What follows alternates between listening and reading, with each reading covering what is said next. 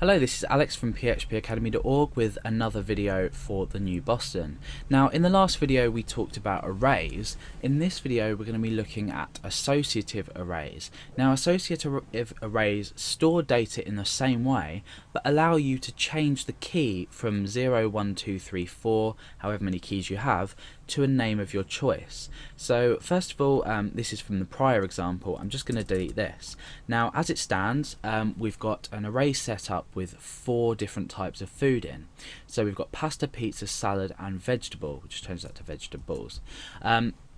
So at the moment this is key 0, this is key 1, this is key 2 and this is key 3. Now I want to store some useful information about this. At the moment we've just stored like this. Okay, it's not very useful as it stands. Obviously if we want to list this food then it is useful. However, I want to add some elements to this array that could be used in, say, a specific in real life environment. Now what I want to do is I want to, rather than have this as the value, I want to assign a value to pasta of the amount of calories that you might find in it. The same with pizza, the same with salad, and then lastly the same with vegetables. So I want to assign a value, and to assign a value to this key, remember this isn't a value anymore, I'm going to say equals and then a greater than sign, and I'm going to add a certain amount of calories that this can be equal to. So pasta we might say 300 calories. Pizza we're going to say equals and greater than might be 1,000 calories. Salad we might say is equal to, let's say, 50 calories. In fact, no, that's not really realistic, 150 calories. And then vegetables, I'll say are equal to 50.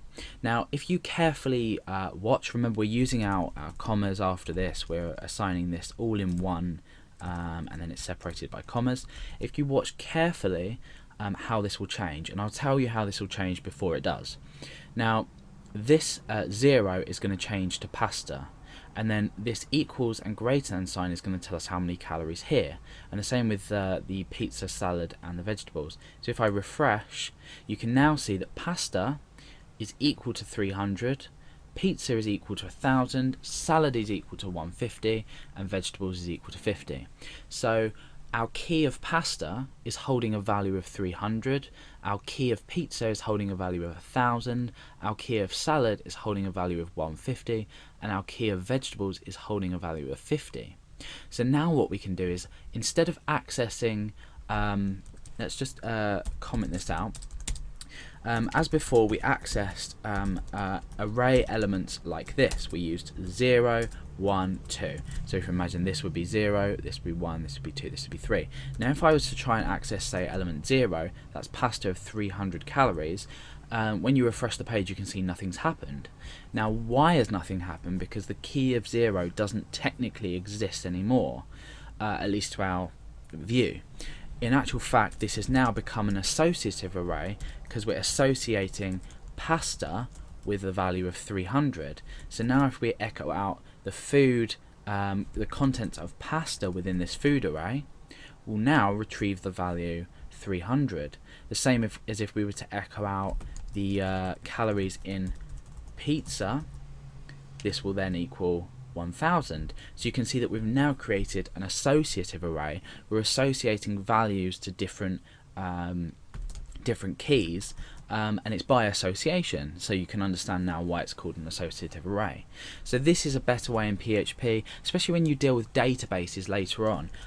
These, if you've worked with databases before and you know what fields are, or column names are, sorry,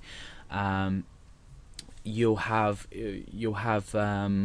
the option to use an associative array when you've gained data from a database. So associative arrays are really good to use, especially when you don't want to remember, 0, 1, 2, 3, because that can be a bit annoying. But yeah, that's basically associative arrays in PHP.